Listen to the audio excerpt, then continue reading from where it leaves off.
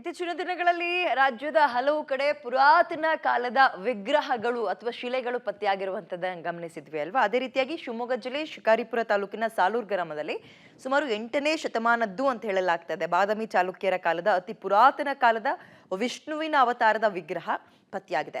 ವೃಷಭಾವತಿ ನದಿಯಲ್ಲಿ ನೀರು ಕಡಿಮೆಯಾದ ಹಿನ್ನೆಲೆ ಈ ವಿಗ್ರಹ ಪತ್ತೆಯಾಗಿದ್ದು ವಿಶಿಷ್ಟವಾದ ಹಾಗೂ ಸೂಕ್ಷ್ಮ ಕೆತ್ತನೆಯುಳ್ಳ ವಿಗ್ರಹ ಇದಾಗಿದೆ.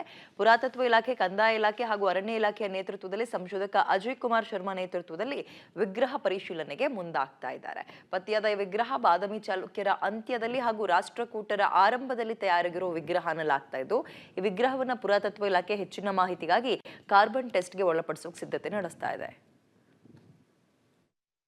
ವೃಷಭಾವತಿ ಅಂತ ನದಿ ಇದು. ಈ ನದಿಯಲ್ಲಿ ನೀರು ಖಾಲಿಯಾಗಿರೋದ್ರಿಂದ ನಮಗೆ ಒಂದು ವಿಗ್ರಹ ಪತ್ತೆಯಾಗಿದೆ ಇಲ್ಲಿ.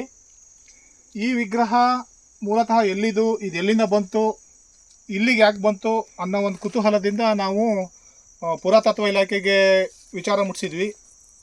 ಪುರಾತತ್ವ ಇಲಾಖೆಯವರು ಹಾಗೂ ಅರಣ್ಯ ಇಲಾಖೆಯವರು ಮತ್ತು ಕಂದಾಯ ಇಲಾಖೆಯವರು ಎಲ್ಲ ಬಂದು ಇದನ್ನು ಪರಿಶೀಲನೆ ಮಾಡಿದ್ದಾರೆ. ಈಗ ಅವರು ಹೆಚ್ಚಿನ ಮಾಹಿತಿನ ಹೇಳಲಿಕ್ಕೆ ಇದು ಮಾಡ್ತಾ ಇದ್ದಾರೆ.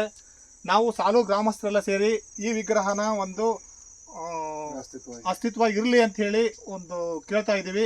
ನಮ್ಮ ಸರ್ಕಾರಕ್ಕೂ ಒಂದು ಮನವಿ ಮಾಡ್ತಾ ಇದ್ದೀವಿ. ಇಲ್ಲಿ ನಮ್ಮ